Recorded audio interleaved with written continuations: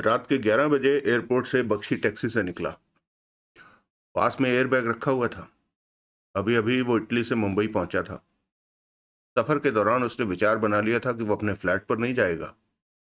खान ने उसे पहचान लिया था इटली में कि वही रवि गावड़े की हत्या करने की कोशिश कर रहा है। ऐसे में वो खतरे में पड़ चुका है।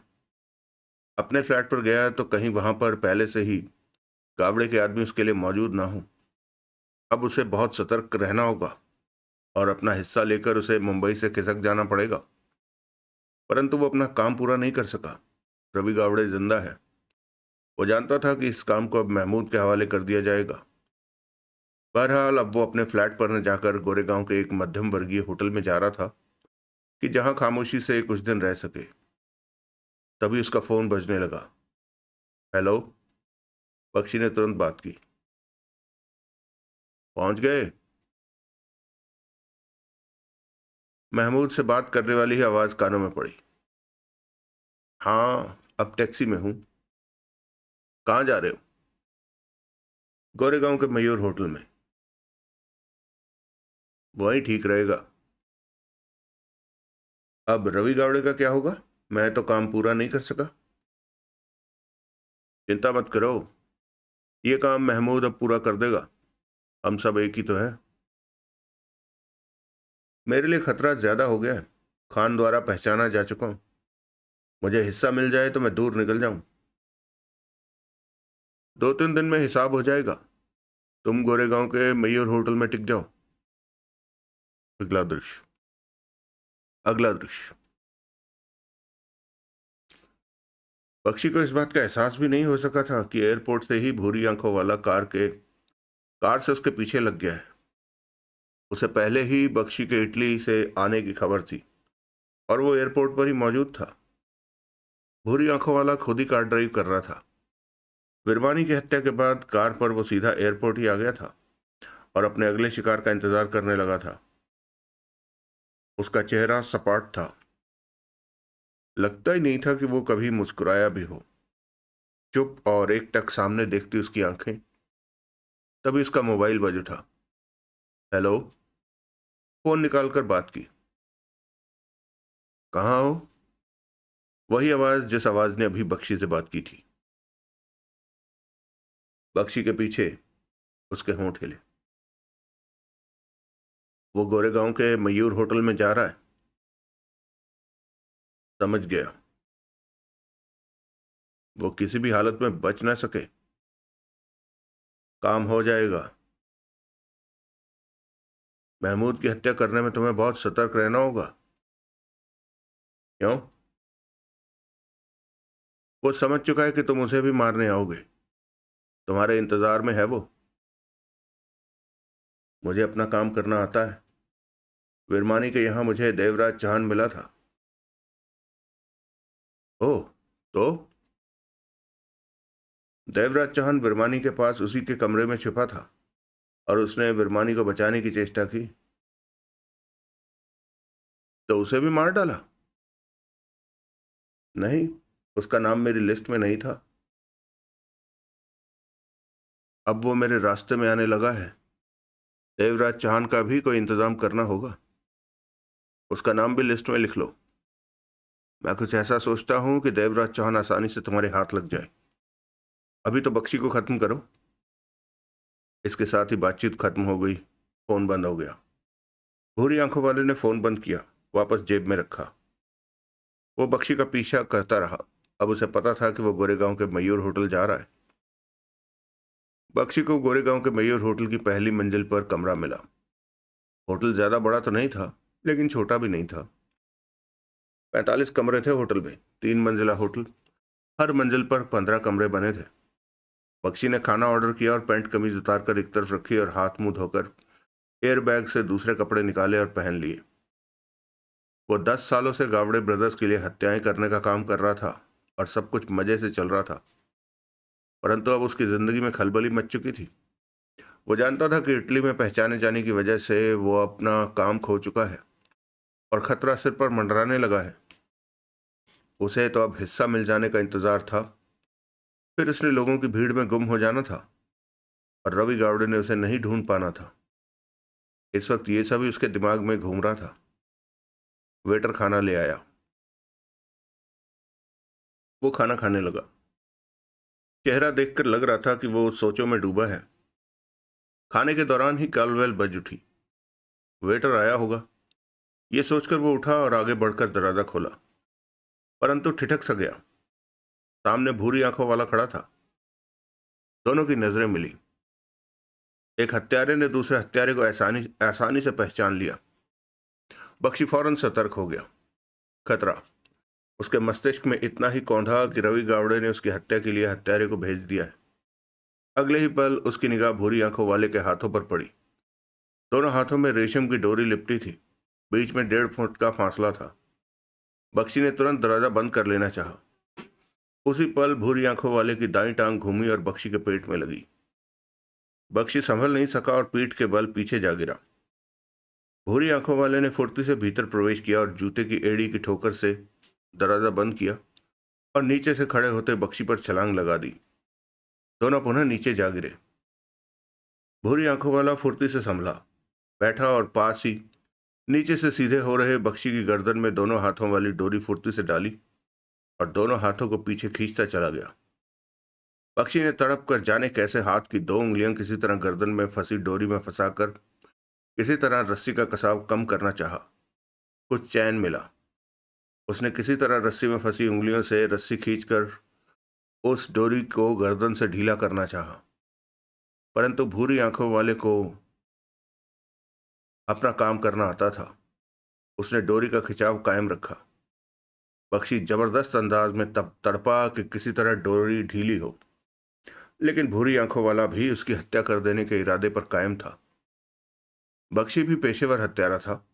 वो जानता था कि इस वक्त उसका वास्ता पेशेवर हत्यारे से पड़ा है जो उसे मार देना चाहता है।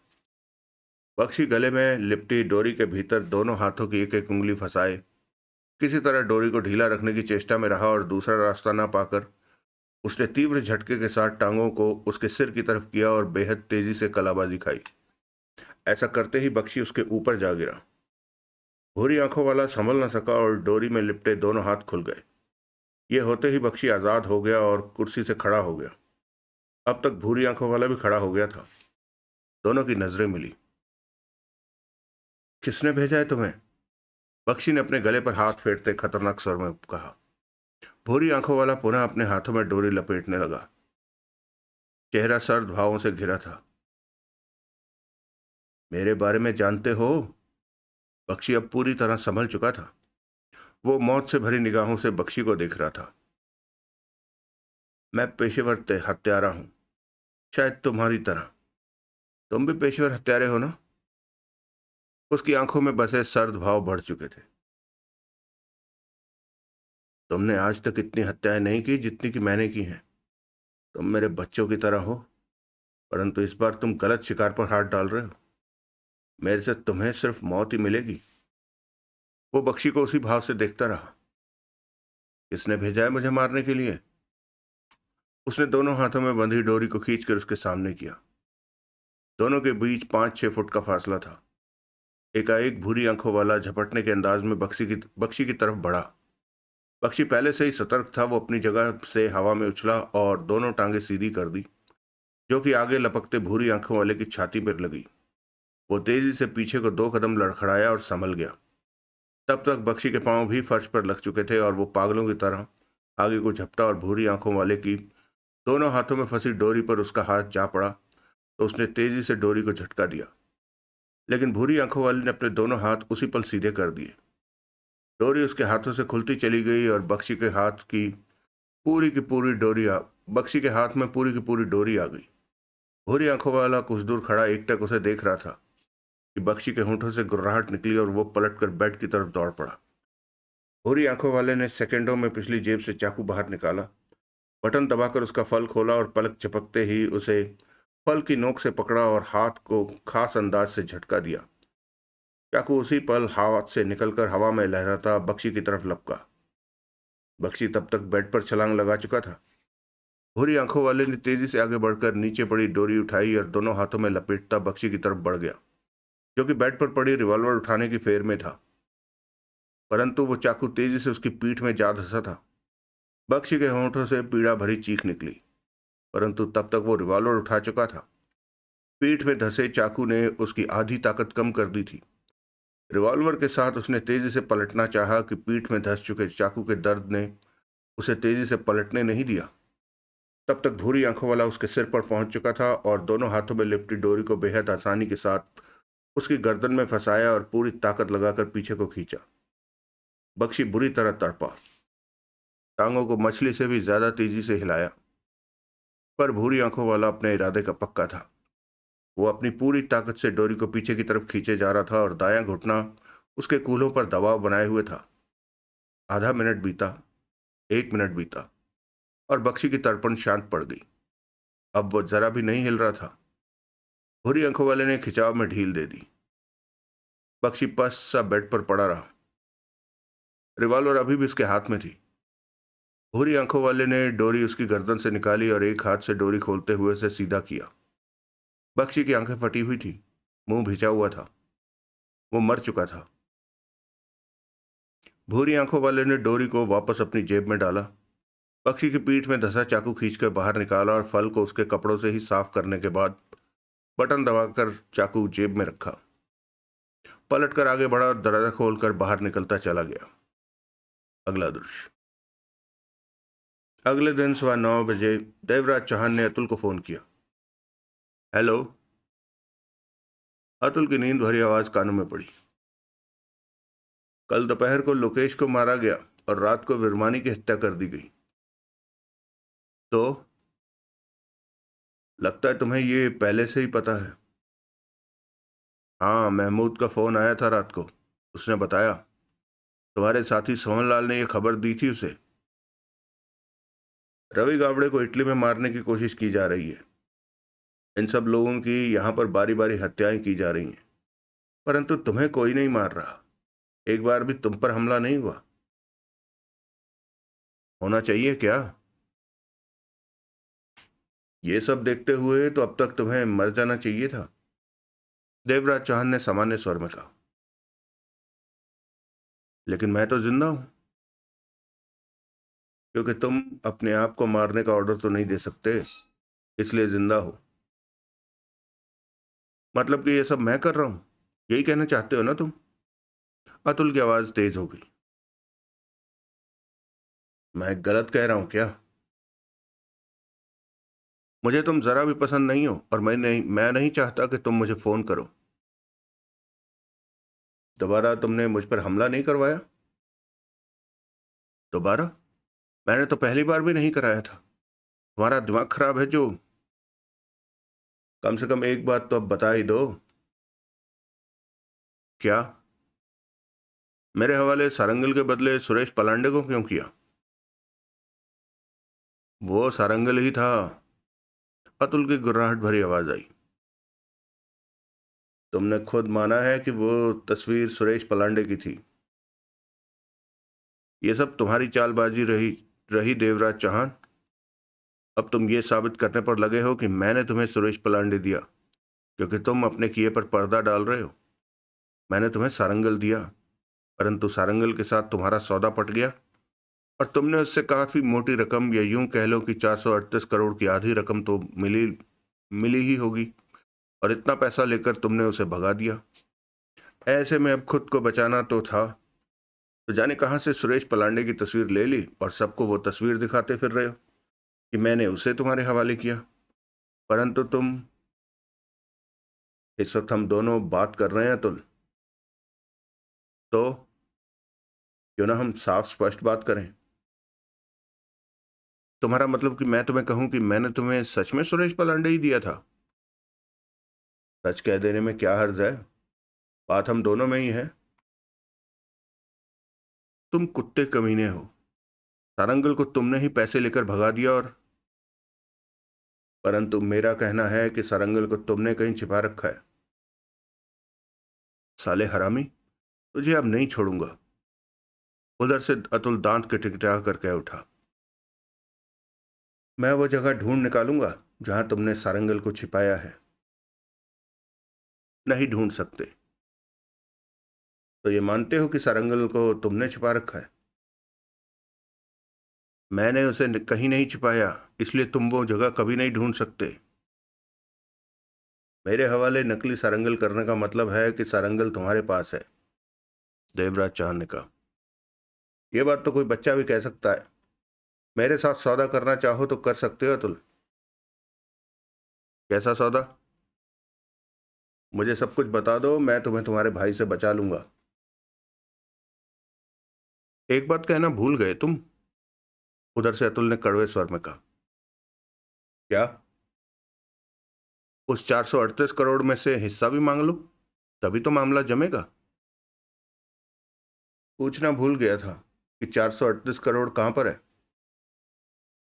भाड़ में, समझे? भाड़ में रखा है। तुम भी भाड़ में जाओ और रुपया उठा लो। साला कुत्ता, कमीना, हरामजादा। भाई का ख्याल ना होता तो अब तक तेरी लाश सड़ चुकी होती। उधर से कहने के साथ ही अतुल ने फोन बंद कर दिया। देवराज चौहान ने फोन रखा और सिगरेट सुलगा ली। चेहरे पर सोचें नाच रही थी।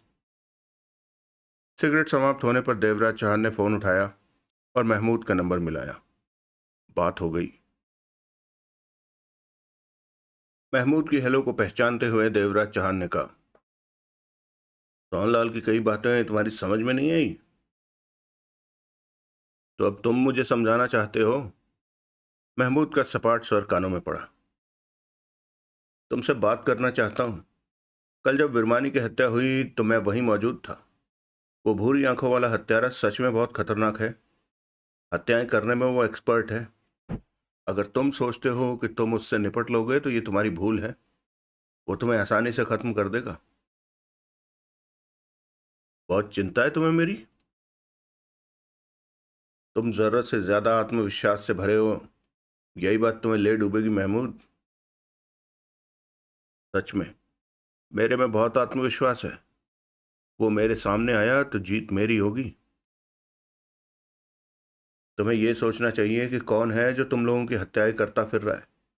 शुरुआत सुरेश पलांडे की हत्या से हुई थी, जिसे कि महाबलेश्वर के फार्म पर मारा गया। वो धोखे में मारा गया। जो आदमी वहां पहुंचे, उन्हें उसने अपना समझा और सामने जाते ही उन्होंने उसे गोलियों से भून दिया। तुम लोगों के मामले की ये पहली हत्या थी, और तुम्हें जरूर पता होगा कि सुरेश पलांडे को किसने मारा और क्यों मारा। ये बात पुरानी हो चुकी है। ये बात तब तक नहीं रहेगी जब तक कि हकीकत सामने नहीं आ जाती। हकीकत से कभी भी कोई भी वाकिफ नहीं हो सकेगा। मतलब कि तुम वाकिफ हो? महमूद की आवाज नहीं आई। मैं जानता हूं कि तुम वाकिफ हो। यही सब कुछ तो मैं जानना चाहता हूं कि गलत फहमी में मत रहो। नहीं जान सकते। दूसरी हत्या तुमने, लोकेश ने और बिरमानी ने एक साथ मिलकर की। जुल्का की हत्या। उस वक्त कोई बेवकूफ भी कह सकता था कि हत्यारे तुम हो, परंतु तुम तीनों तब मासूम बने रहे, क्योंकि तब तब जज का काम अतुल कर रहा था और मेरी वहां एक नहीं चल रही थी। जुल्का की हत्या तुम लोगों ने की। महमूद का शांत स्वर आया। किसके कहने पर? अतुल के? ये बात तुम कभी भी मेरे मुंह से नहीं निकलवा सकते। महमूद की आवाज आई। ठीक है, इस बारे में बाद में बात करते हैं। लोकेश और विरमानी के बारे में तुम्हारा क्या विचार है? उन्हें मारने वाला कौन है, जो तुम लोगों को एक एक करके मारता जा रहा है और तेजी से अपना काम पूरा कर रहा है? कल के दिन दिन में उसने लोकेश और विरमानी को मार दिया। इसका मतलब जानते हो? क्या? मेरे ख्याल में आज वो तुम्हारे पास आएगा। भूरी आंखों वाला? हाँ, वो आज तुम्हें खत्म कर देगा। उसे सिर्फ तुमने ही देखा है। तुम्हारे अलावा किसी ने भूरी आंखों वाले को नहीं देखा। उसे मैंने देखा ही नहीं, बिरमानी को बचाने के लिए मैंने उससे संघर्ष भी किया। बिरमानी जिंदा होता तो ये बात कहता। तुम मेरी बात को झूठ समझ रहे हो। मैं तुम्हारी बातों की परवाह नहीं कर रहा। ठीक है, ये तो मानोगे ही कि लोकेश और बिरमानी की हत्या की गई है, और अब तुम्हारी बारी है। मेरी जान लेना आसान नहीं है। लोकेश और विरमानी ने भी यही सोचा होगा, परंतु वो मारे गए। मैं पेशेवर हत्यारा हूं, वो सिर्फ काम काज में सारंगल के साथी थे देवराज चौहान। बहुत फर्क है मुझ में और उनमें। ठीक है, ये तो तुमने सोचा ही होगा कि कौन तुम लोगों को मार रहा है। कोई भी हो, मुझे उसकी चिंता नहीं, लेकिन मैं बता सकता हूं कि वो कौन है। वो अतुल है ना? तुम मेरा मुंह खुलवाने की चेष्टा कर रहे हो। बेकार है, कोई फायदा नहीं होगा।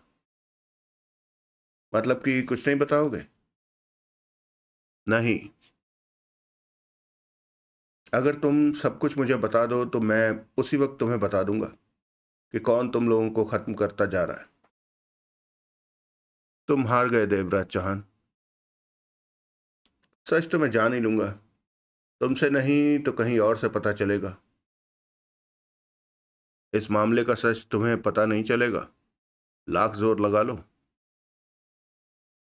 मुझे तुम्हारी मौत नजर आ रही है, कहते हुए देवराज चौहान ने सोहनलाल को देखा, जो बंगले के मुख्य द्वार से भीतर की ओर प्रवेश कर रहा था। भूरी आंखों वाला कभी भी तुम्हारे सामने आ जाएगा, तब उसकी मौत की खबर तुम्हें मिल जाएगी। तुम्हें बताने के लिए मेरे पास कुछ है। क्या? देवराज चौहान ने सोहनलाल को देखा, जो पास आ पहुंचा था। आधा घंटा पहले मैं टीवी पर न्यूज देख रहा था। न्यूज में गोरेगांव के मयूर होटल में मिली लाश के बारे में बताया जा रहा था। लाश का चेहरा भी दिखाया। वो मेरे साथी बख्शी की लाश थी। बख्शी मेरे साथ ही सारंगल के लिए काम करता था। हमने कई बार कामों को एक साथ मिलकर किया। वही बख्शी जिसके बारे में अतुल पूछ रहा था कि वो कहाँ गया है? देवराज चौहान ने पूछा। हाँ, वो सारंगल से एक दिन पहले मां के बीमार होने की खबर पर गया था। उससे अगले दिन सारंगल ने 438 करोड़ की गड़बड़ कर दी थी। अब उस लक्ष्य की अब उस बख्शी की लाश की बात कर रहा।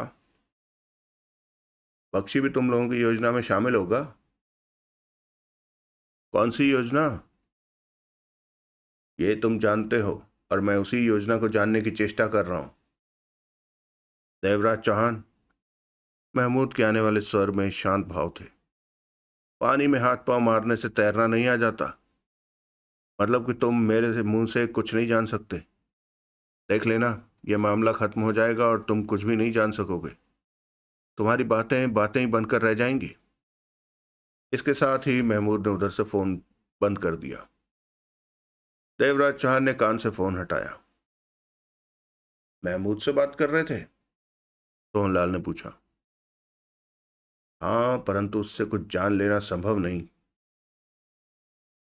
मैंने तो तुम्हें रात ही कह दिया था कि महमूद से कुछ नहीं पता चलने वाला।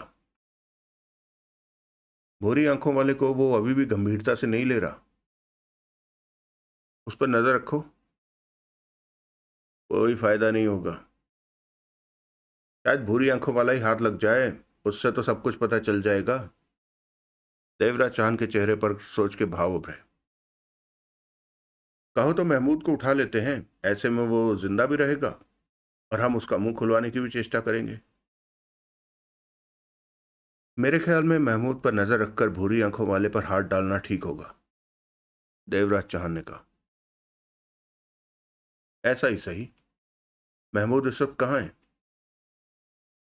पता नहीं, इस बारे में उससे कोई बात नहीं हुई। वो दो जगह हो सकता है, अपने फ्लैट पर या सारंगल वाले ठिकाने पर। सोहनलाल कह उठा। पता चल जाएगा। देवराज चौहान ने अतुल का फोन मिलाया।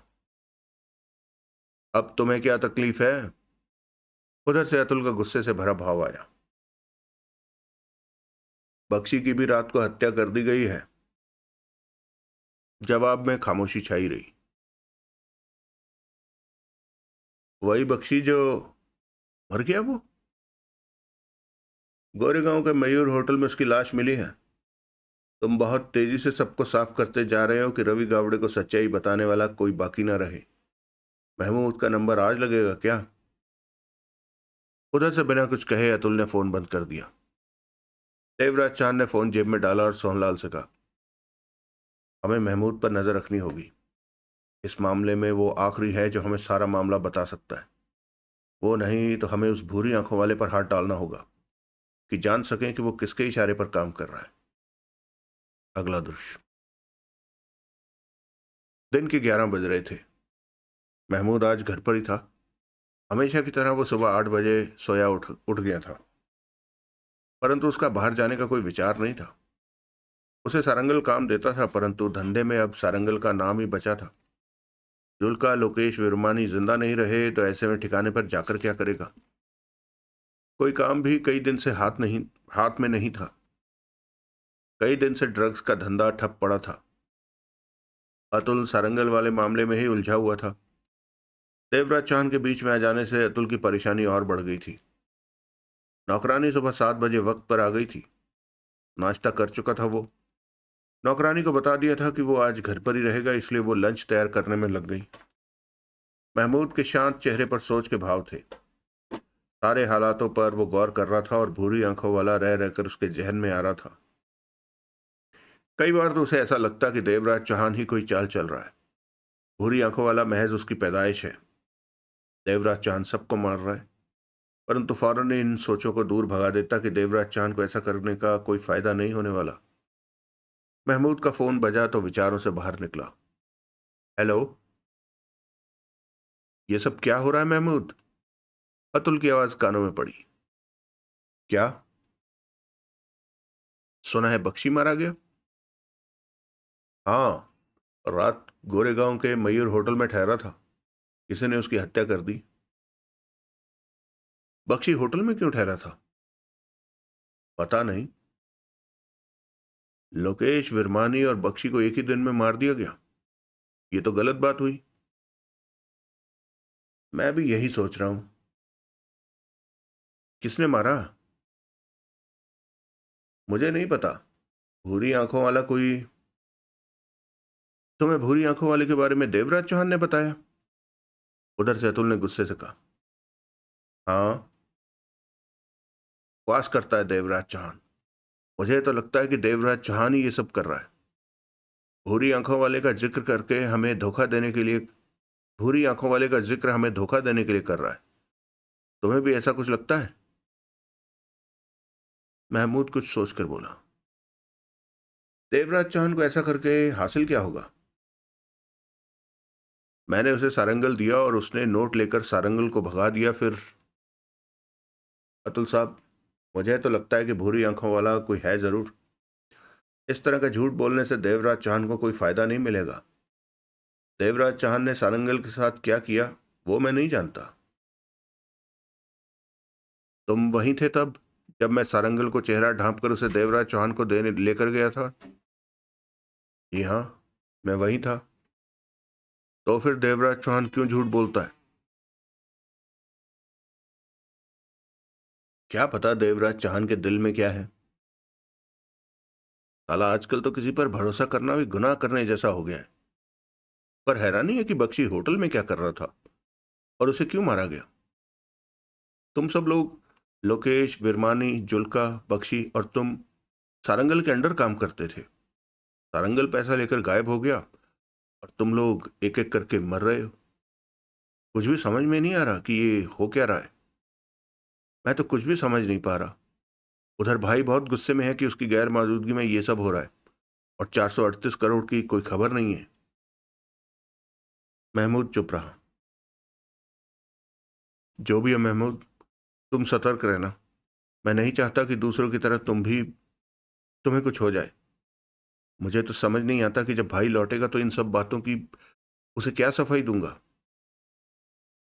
मैं अपना ध्यान रखूंगा अतुल साहब, महमूद बोला। अगला दृश्य। महमूद पर नजर रखने के लिए देवराज चौहान और सोहनलाल निकलने ही वाले थे कि देवराज चौहान का फोन बज उठा। देवराज चौहान ने स्क्रीन पर आया नंबर देखा तो पहचान गया कि यह शानू का नंबर है। हेलो। देवराज चौहान ने बात की। देवराज चौहान। उधर से शानू की घबराई हुई आवाज कानों में पड़ी। कहो, मैंने तुम्हें पहचान लिया है, देवराज चौहान बोला। मैं बहुत डरी हुई हूं देवराज चौहान, उधर से शानू दबे स्वर में कह रही थी। हर समय मुझे ऐसा लगता है कि जैसे कोई मेरे पीछे हो, मुझे मार डालना चाहता हो। मैं छिपती फिर रही हूं। कौन तुम्हें मारना चाहता है? मैं नहीं जानती, परंतु मुझे ऐसा एहसास होता है कि जैसे कोई मेरे आसपास हो, मुझ पर नजर रख रहा हो। रातों को मैं नींद भी नहीं ले पाती। बहुत बुरा वक्त गुजार रही हूं। मैं तुमसे मिलना चाहती हूँ। क्यों? मैं तुम्हें सब कुछ बताना चाहती हूँ। देवराज चाहन की आंखें सिकुड़ी। क्या बताने को कह रही हो? गावड़े भाइयों के बारे में, तारंगल के बारे में, और अब जो हत्याएं हो रही हैं उनके बारे में। तुम जानती हो इस बारे में? देवराज चांद चौंका। हाँ। उधर से शानू की गहरी सांस लेने की आवाज आई। सब पता है मुझे। तो पहले क्यों नहीं बताया? मैंने सोचा था सब ठीक हो जाएगा, परंतु कुछ भी ठीक नहीं हुआ और हालात और बुरे हो गए हैं। अब तो मुझे भी अपनी जान का खतरा महसूस हो रहा है कि वो लोग मुझे भी मार देंगे। कौन लोग? प्लीज मुझसे मिलो। मैं तुम्हें सब बताऊंगी। लेकिन तुम्हें वादा करना होगा कि मुझे सुरक्षा दोगे, मेरी जान बचाओगे। वादा करोगे तो तभी तुम्हें सब कुछ बताऊंगी। मैं मरना नहीं चाहती। शानू की आवाज में सहमापन था। चिंता मत करो, तुम्हें कुछ नहीं होगा। मैं तुम्हें सुरक्षित रखूंगा। इस वक्त कहाँ हो तुम? भाईखला की रामा रोड पर एक 4 मंजिला पुरानी इमारत है, जो कि कॉरपोरेशन ने खतरनाक घोषित करके खाली करवा रखी है। रात से मैं उसी इमारत की तीसरी मंजिल पर छिपी हुई हूं। मैं वहीं आता हूं। देवराज चांद ने कहा। आ जाओ। तो मुझे किसी सुरक्षित जगह पर छिपा देना, जहां वो लोग मुझे मार ना सकें। निश्चिंत रहो, मैं 1 घंटे में वहां पहुंचता हूं। कहकर देवराज चांद ने फोन बंद किया और सोहनलाल से बोला। शानू का फोन था। वो इस मामले के बारे में सब कुछ जानती है और मुझे बताना चाहती है।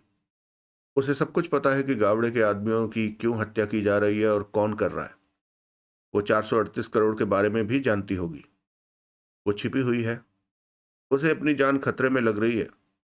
उसे मेरे से सुरक्षा चाहिए। इस वक्त वो भाईखला में रामा रोड की एक खाली पड़ी इमारत में छिपी हुई है। फिर तो हमें फौरन उसके पास पहुंचना चाहिए। आओ। सोहनलाल बोला। अगला दृश्य। भाईखला की रामा रोड भाईखला की रामा रोड पर भीड़ भरी थी। भारी भीड़ थी। हर पल वहां ट्रैफिक हर पल वहां से ट्रैफिक निकलता दिखाई दे रहा था। इंजनों का शोर, हॉर्नों की आवाज। सड़क तो नजर ही नहीं आ रही थी। रामा रोड पर 4 मंजिली इमारत ढूंढने में उन्हें ज्यादा परेशानी नहीं आई। कार वो दूर खड़ी कर आए थे और पैदल ही वहां पहुंचे।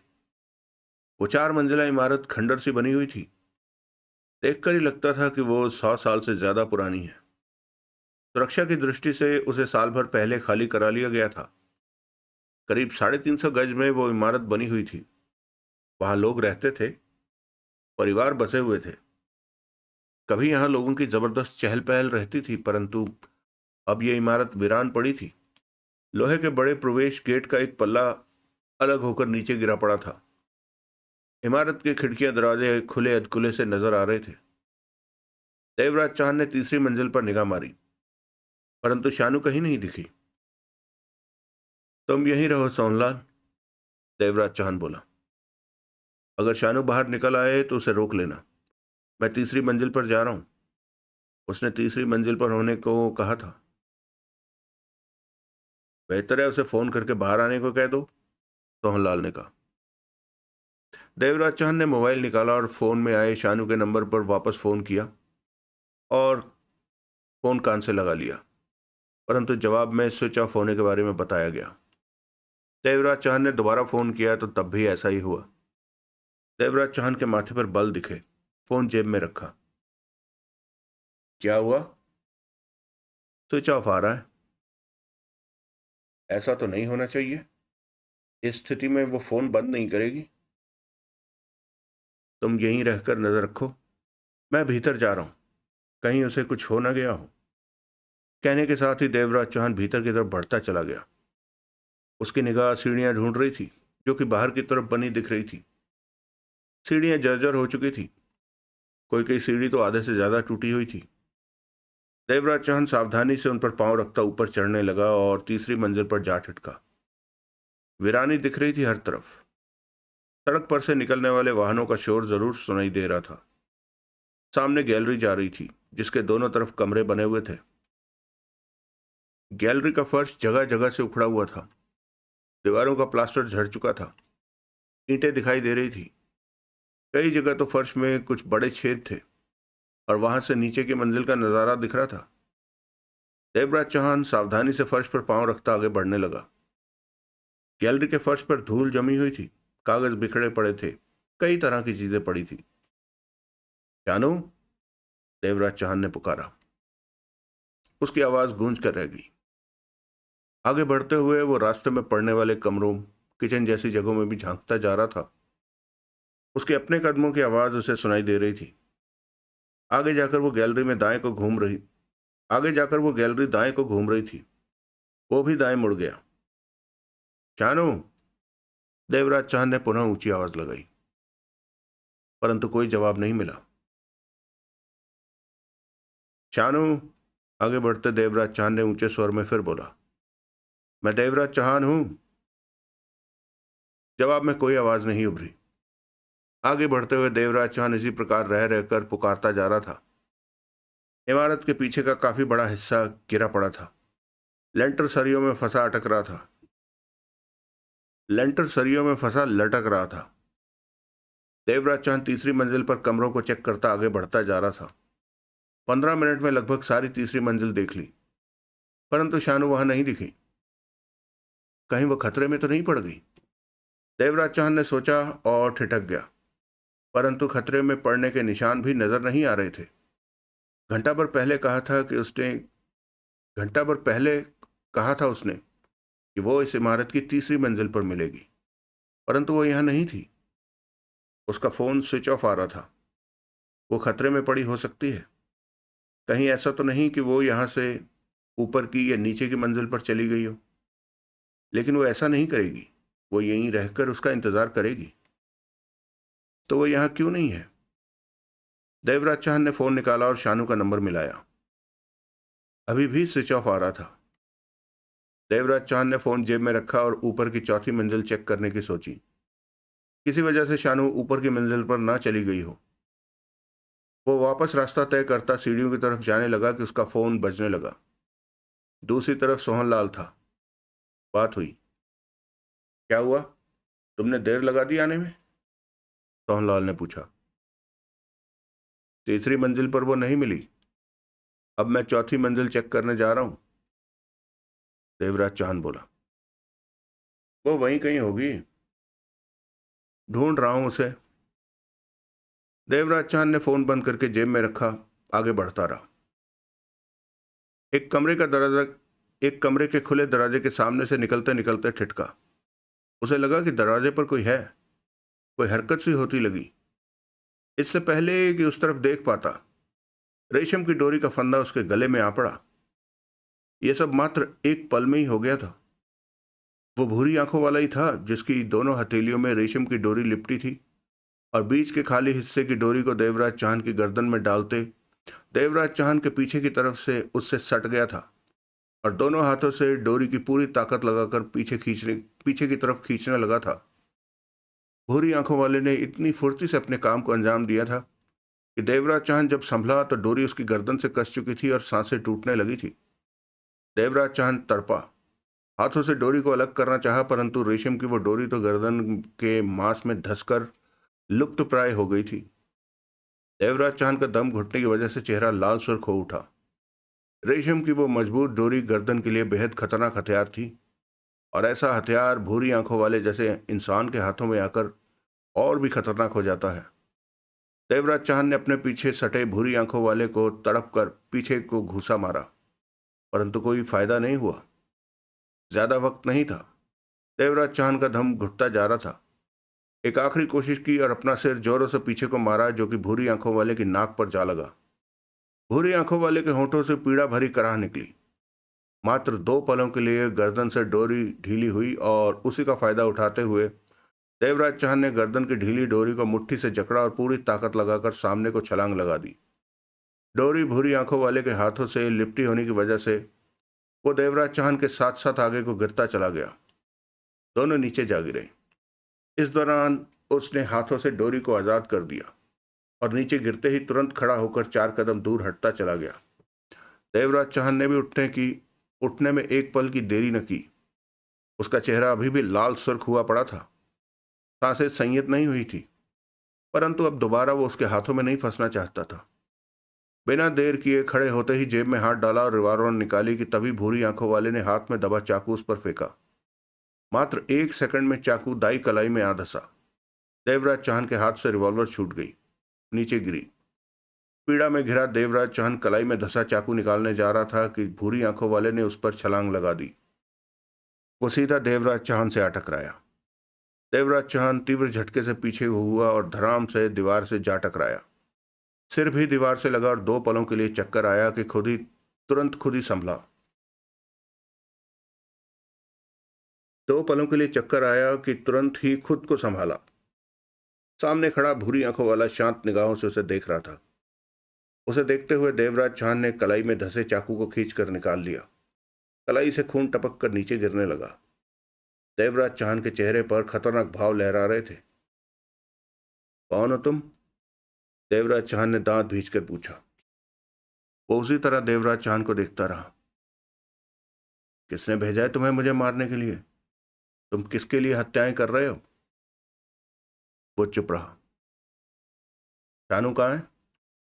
उसने अपने कपड़ों में से छोटे फल वाला चाकू निकाला और तेजी से देवराज चौहान पर फेंका। देवराज चौहान को बचने का वक्त नहीं मिला। चाकू फेंकने में वो माहिर इंसान था।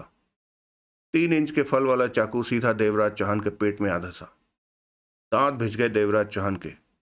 उसने उसी पल चाकू को खींचकर बाहर फेंका और फर्श पर पड़ी रिवॉल्वर पर झपटा, लेकिन तभी भूरी आंखों वाले ने चीते की तरह उस पर छलांग लगा दी। दोनों टकराए और लुढ़कते चले गए। रिवॉल्वर वहीं की वहीं पड़ी रह गई। देवराज चौहान ने फुर्ती से खुद को संभाला और नीचे से उठ रहे भूरी आंखों वाले पर छलांग लगा दी और उसे फर्श पर अपने साथ नीचे जकड़ लिया। फिर देवराज चौहान के हाथ उसकी गर्दन पर आए तो उंगलियां उसकी गर्दन पर जा लिपटी। चेहरे पर दरिंदगी नाच रही थी। किसने भेजा है तुम्हें? देवराज चौहान गुर्राया। भूरी आंखों वाले ने होंठ भींच रखे थे। उसने कपड़ों में हाथ डाला और अगले ही पल छोटे फल वाला चाकू चमकता दिखा। देवराज चौहान ने दूसरे हाथ से उसकी चाकू वाली कलाई को पकड़ना चाहा, परंतु तब तक वो तेजी से चाकू चला चुका था और चाकू का फल देवराज चौहान के घुटने के पास टांग में जा धंसा। पीड़ा से देवराज चौहान का शरीर झंझना उठा। उसी पल उसने उसकी गर्दन पर रखे पंजे का दबाव बढ़ा दिया। भूरी आंखों वाले का दम घुटता दिखा।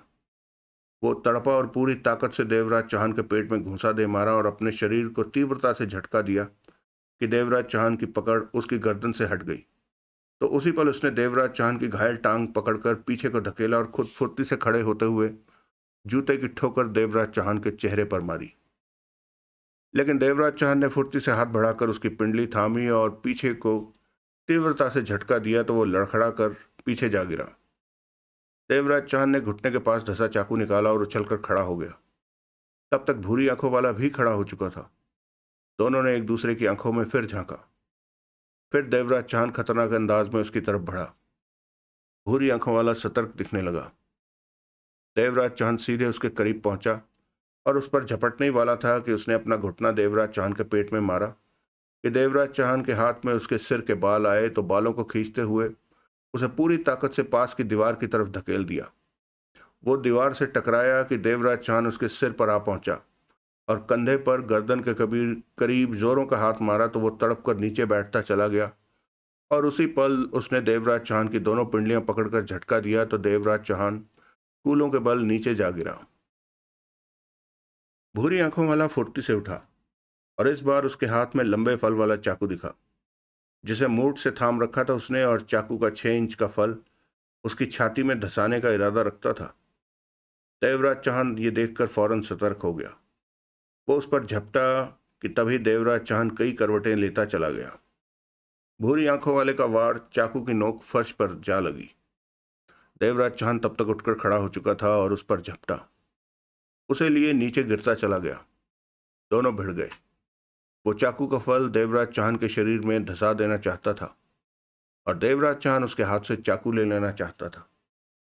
मिनट भर दोनों के बीच यही होता रहा और जब भूरी आंखों वाले ने महसूस किया कि चाकू उसके हाथ से निकलकर देवराज चांद के हाथ में पहुंच सकता है, तो उसने चाकू दूर उछाल दिया। देवराज चांद ने जोरों से घूंसा उसके चेहरे पर मारा। उसके होंठों से कराह निकली। उसने देवराज चांद को धक्का दिया और फुर्ती से उछलकर खड़ा हो गया। अब वो यकीनन कोई घातक घातक कदम उठाता, परंतु सोहनलाल की आवाज सुनकर ठिठक गया। हिलना मत। भूरी आंखों वाले की निगाह फौरन घूमी। 20 कदमों के फासले पर रिवॉल्वर ताने सोहनलाल खड़ा था। अब तक देवराज चांद उठ चुका था। हाथ ऊपर करके नीचे बैठ जाओ, सोहनलाल बोला। वो सोहनलाल को देखता रहा। मैं गोली चला दूंगा, हाथ ऊपर, नीचे बैठो। उसने देवराज चांद को देखा। चेहरे पर कोई भाव नहीं थे। देवराज चांद कठोर निगाहों से उसे देख रहा था। तभी भूरी आंखों वाले ने अपनी बाईं तरफ छलांग लगा दी। वहां एक कमरे का दरवाजा था। वो भीतर लुढ़कता चला गया।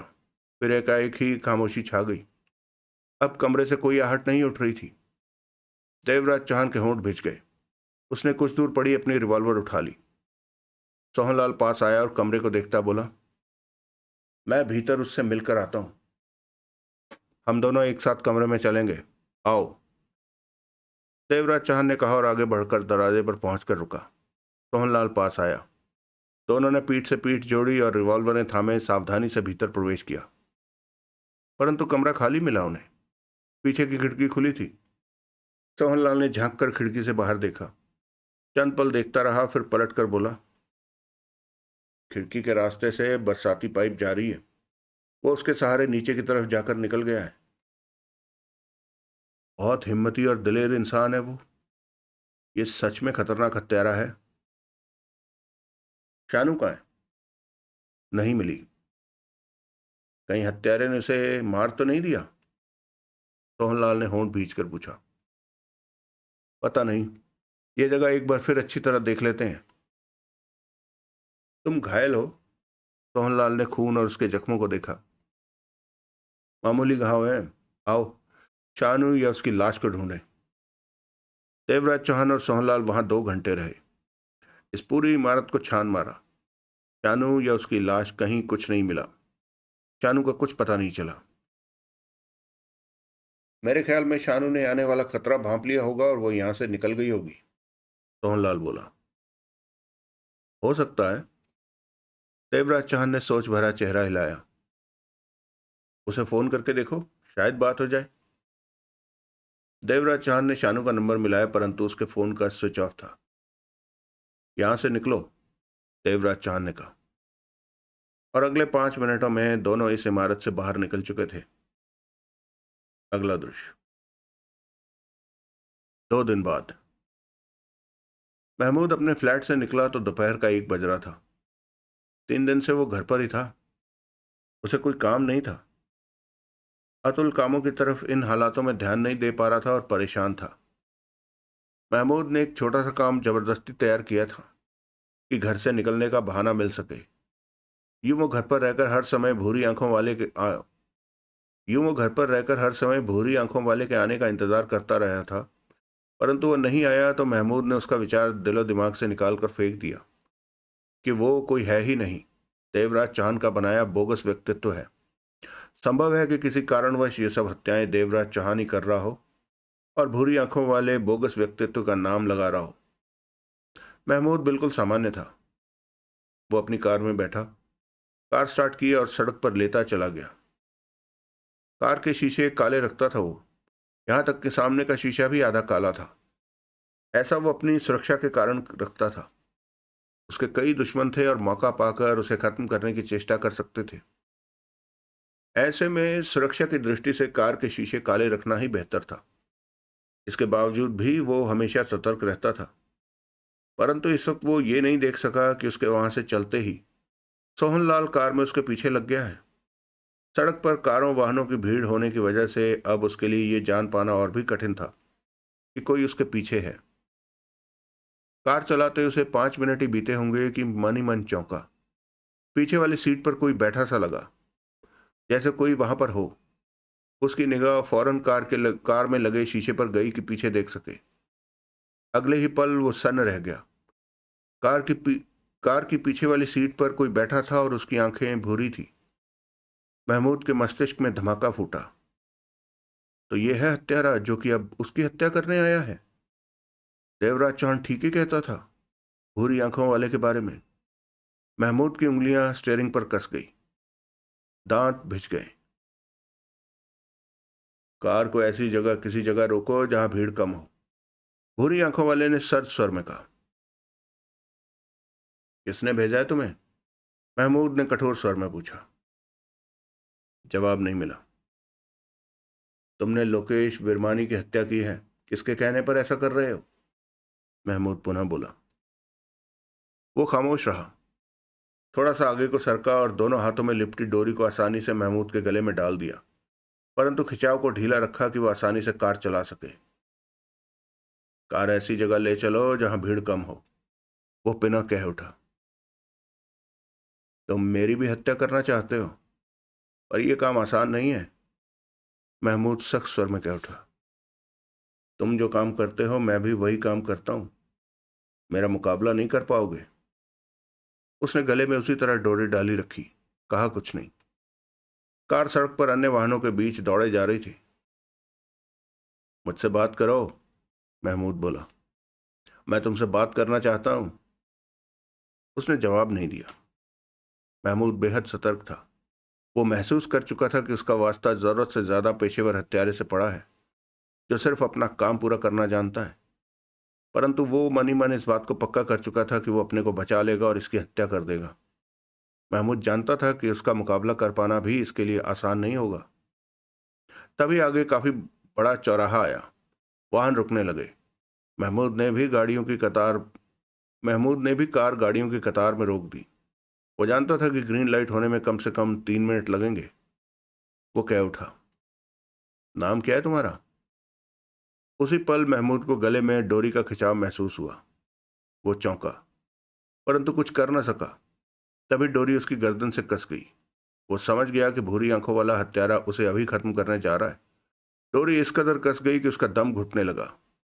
कार के शीशे काले होने की वजह से बाहर से कोई न देख पाया कि कार के भीतर क्या हो रहा है। महमूद बुरी तरह तड़पा। डोरी को गले से आजाद कराने की भरकस चेष्टा की, परंतु पीछे से भूरी आंखों वाला दोनों हाथों में लिपटी डोरी को पीछे की तरफ पूरी ताकत से खींच चुका था। उसके चेहरे पर किसी तरह का भाव नहीं था। बेहद शांत था वो। महमूद तड़पता रहा, परंतु आजाद नहीं हो सका। मिनट भर बीता तो महमूद के हाथ पांव ढीले पड़ने लगे। कुछ पल और बीते तो वो धीरे धीरे शांत पड़ने लगा। प्रतिरोध की क्षमता कम होती चली गई। फिर जल्दी ही वो शांत पड़ गया। कार में सन्नाटा सा आ ठहरा। रेड लाइट पर अभी भी वाहन रुके थे। उसने डोरी ढीली की, महमूद की गर्दन से निकाली और हाथों से डोरी खोली और उसे इकट्ठी करके अपनी जेब में रखा और कार का दरवाजा खोलकर बाहर निकला। और दरवाजा बंद करने के बाद वाहनों की भीड़ से आगे बढ़ता पलों में ही वो निगाहों से ओझल हो गया। सोहनलाल महमूद की कार से 2 कार पीछे तीसरी कार में था। उस वक्त वो बुरी तरह चौंका जब उसने भूरी आंखों वाले को महमूद की कार से निकलकर आगे बढ़ते देखा। चंद पल तो उसे समझ ही नहीं आया कि ये अचानक कहां से प्रकट हो गया, परंतु वह महमूद की कार से निकला था। स्पष्ट था कि वो पहले से ही महमूद की कार में मौजूद रहा होगा। सोहनलाल जल्दी से कार से बाहर निकला और कतार में खड़ी महमूद की कार की तरफ बढ़ा। कार के पास पहुंचा और दरवाजा खोलकर भीतर झांका। अगले ही पल सोहनलाल ठगा सा रह गया। महमूद की फटी आंखें और खुले मुंह वाली लाश स्टीयरिंग सीट पर पड़ी थी। उसके गले में रेशम की डोरी के निशान स्पष्ट नजर आ रहे थे।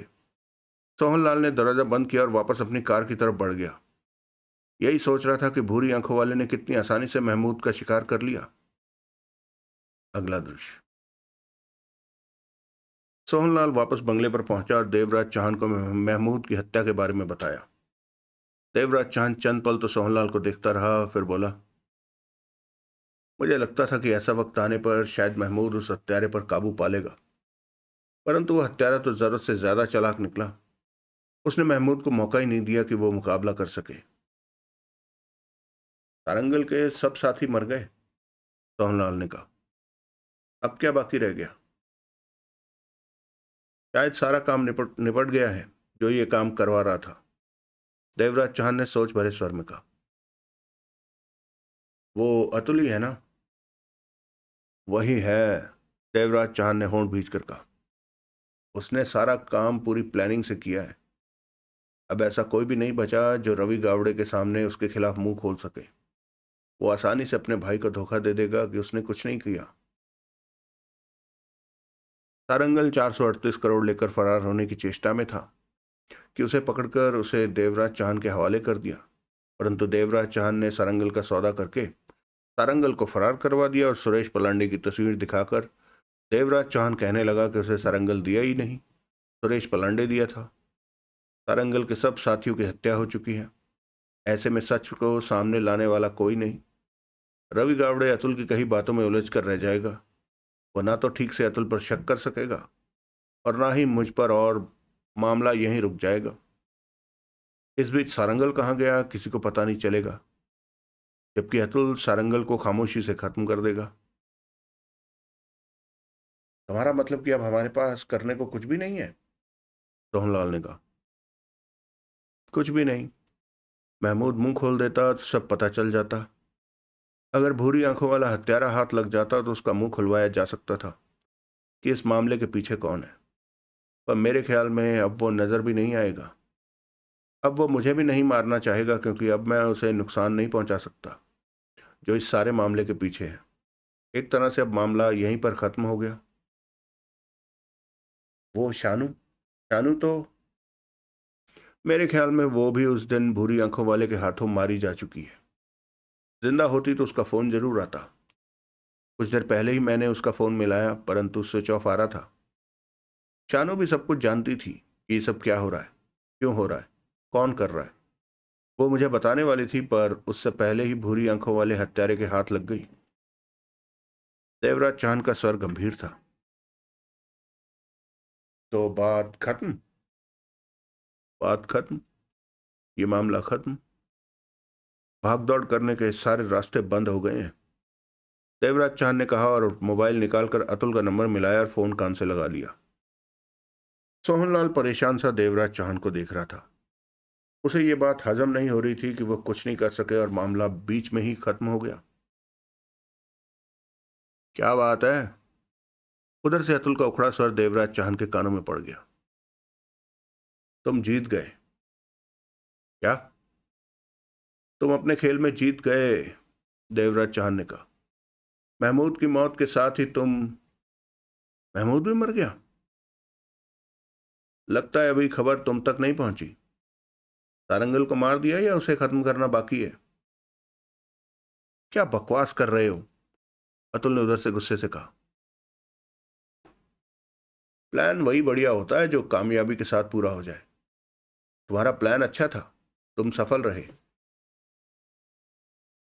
मैं तुम्हारी बकवास की और तुम्हारी जरा भी परवाह नहीं करता, उधर से अतुल ने कहा और फोन बंद कर दिया।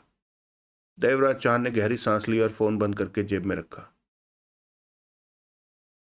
मुझे अच्छा नहीं लग रहा कि हम इस मामले की सच्चाई तक नहीं पहुंच सके, सोहनलाल बोला। कभी कभी हार का भी सामना करना पड़ता है। हर बार जीत का हाथ लगना भी संभव नहीं होता। जगमोहन कब लौटेगा? उसे अभी एक सप्ताह और लगेगा। वहां उसे कोई काम पूरा करके लौटना है। मैं भी अब आराम करना चाहता हूँ। जब तक जगमोहन नहीं आता तब तक मैं नगीना के पास चला जाऊंगा, देवराज चौहान ने कहा। अगला दृश्य। रात के 10:30 बज रहे थे। नगीना ने कॉफी का प्याला देवराज चौहान को थमाया। देवराज चौहान बेड की पुष्ट पर तकिया लगाए बैठा था। घंटा भर पहले ही दोनों ने डिनर किया था। डिनर के दौरान देवराज चौहान ने सारंगल वाला सारा मामला नगीना को बताया तो नगीना का दिमाग इन्हीं बातों पर दौड़ने लगा था। नगीना भी बेड पर आ बैठी थी। ये सारा मामला यहीं पर आकर रुकता है कि अतुल ने आपके हवाले सारंगल नहीं सुरेश पलांडे को किया। इस तरह तो अतुल ने ही सारे इस तरह तो अतुल ही सारे मामले की जड़ है। वो शुरू से ही अपने प्लान पर चल रहा था, नगीना कह उठी। लेकिन मेरे पास ऐसा कुछ नहीं है कि अतुल का प्लान पकड़ सकूं। उसने मुझे सुरेश पलांडे दिया, परंतु इस बात के बारे में वो ये कहता है कि उसने सारंगल को ही मुझे दिया और मैंने सारंगल से सौदा करके उसे फरार करवा दिया और सुरेश पलांडे की कहानी घड़ ली। जो भी हो, अब यह मामला स्पष्ट नहीं हो सकता। जुल्का को विरमानी, महमूद और लोकेश ने मारा। अतुल ने इन तीनों को भी खत्म करवा दिया कि वो सुरक्षित रह सके। अब कोई साबित नहीं कर सकता कि सब बातों के पीछे अतुल ही है। आपको ऐसा कुछ ढूंढना चाहिए कि अतुल बेनकाब हो जाए। ऐसा तब हो पाता अगर सारंगल मिल जाता, परंतु अतुल ने सारंगल को कहीं कैद में रखा होगा और अब पता भी नहीं कि सारंगल जिंदा है या नहीं। मेरे ख्याल में अब तक वो सारंगल को मार चुका होगा। उसे जिंदा रखने का खतरा मोल नहीं लेगा, क्योंकि सारंगल के सामने आते ही अतुल की सारी पोल खुल जाएगी। तो 438 करोड़ अतुल हजम कर गया? नगीना ने सोच भरे स्वर में कहा। उसी के लिए तो उसने सारा प्लान बनाया। वो कामयाब भी रहा। देवराज चांद ने कॉफी का घूंट भरा। रवि गावड़े इटली से वापस नहीं लौटा? नगीना ने पूछा। लौटा होता तो मुझे फोन जरूर करता। जगमोहन सप्ताह तक वापस लौटेगा? हाँ। इस वक्त कोई काम तो नहीं हाथ में? नहीं। क्यों पूछा? तो ये सप्ताह आप मेरे पास रहेंगे, बाहर कहीं भी नहीं जाएंगे? नगीना गहरी मुस्कान से कह उठी। नगीना को देखते ही देवराज चांद भी मुस्कुरा पड़ा।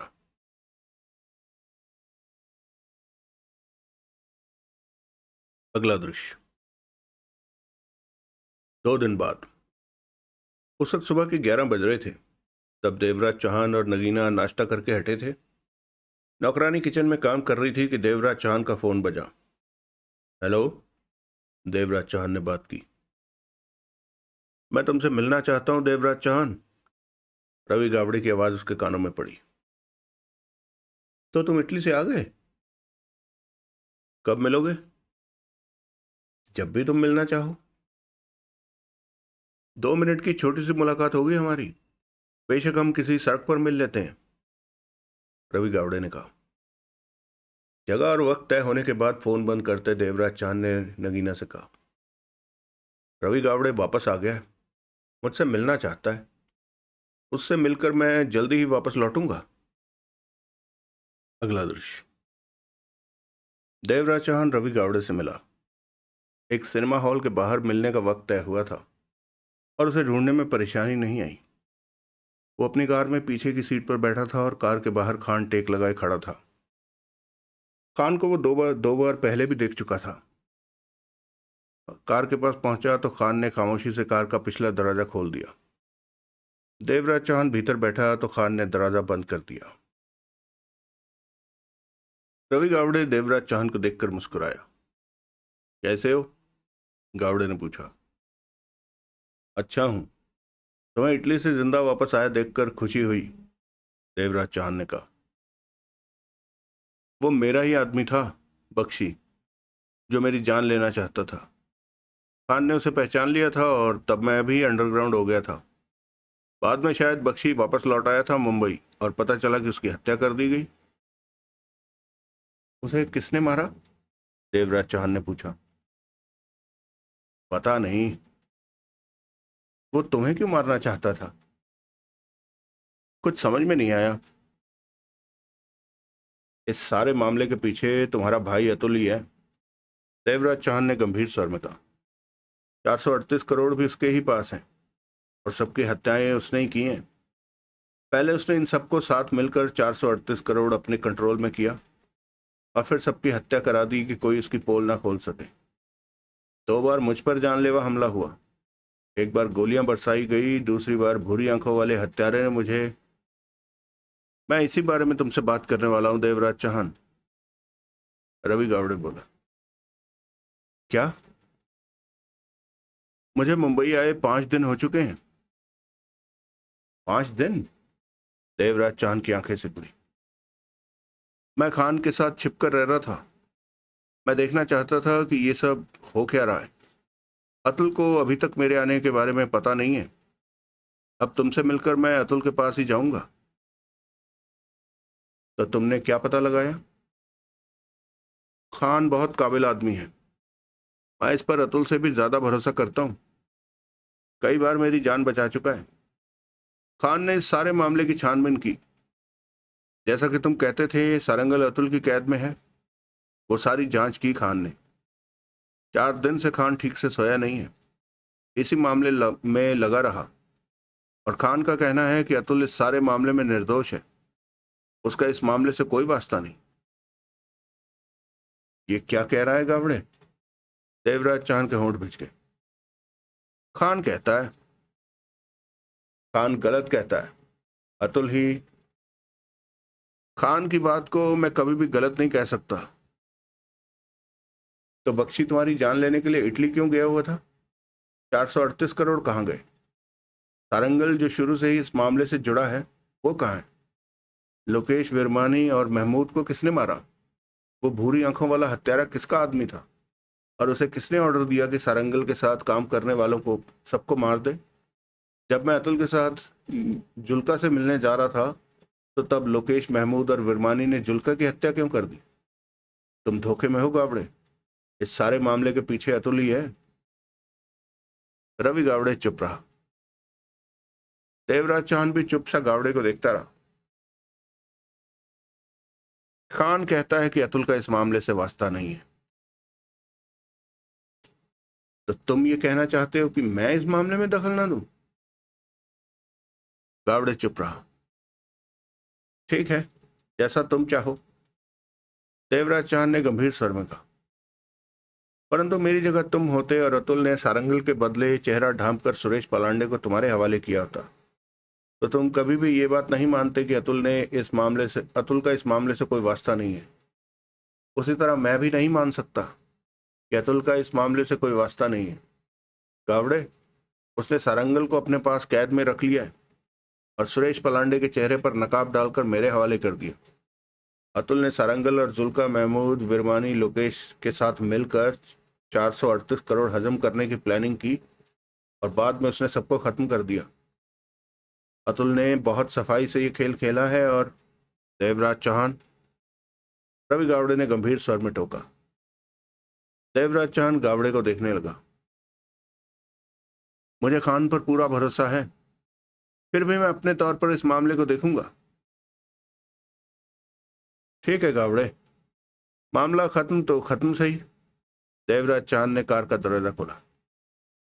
मुझे समझ में नहीं आ रहा कि तुमने इतनी आसानी से कैसे मान लिया कि अतुल इस मामले से बाहर है।